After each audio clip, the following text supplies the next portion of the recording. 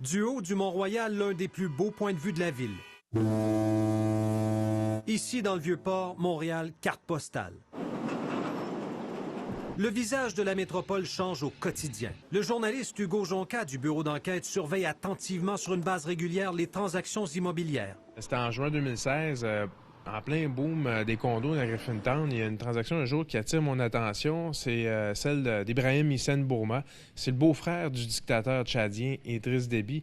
Lui, tout d'un coup, il achète plus de 3 millions de dollars de condos d'un coup. Une année complète d'enquête journalistique menée par Hugo Jonca et ses collègues pour apprendre que des dizaines de propriétés, particulièrement ici à Montréal, sont entre les mains des politiciens, des hauts gradés et des hommes d'affaires proches des régimes les plus corrompus d'Afrique. Ils investissent depuis des années dans l'immobilier québécois, presque toujours sans prendre d'hypothèque, ce qui ne semble pas avoir éveillé la curiosité des autorités.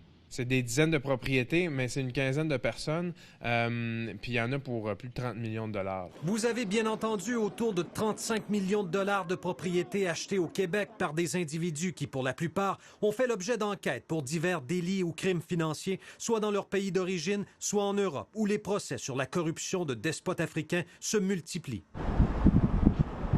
On vous amène à l'île des Sœurs. Rue O'Reilly, un condominium d'1,6 million de dollars détenu par Rachida Kaba. Son mari, Tite Kaba, est soupçonné d'avoir produit un faux titre foncier au Congo-Brazzaville au bénéfice d'un proche du dictateur Denis Sassou Nguesso. Le couple Kaba a transigé pour près de 4,5 millions de dollars en propriété depuis 2008 à Montréal et dans les Laurentides, mettant la main notamment sur cette somptueuse demeure de plus d'1 million de dollars à Piémont.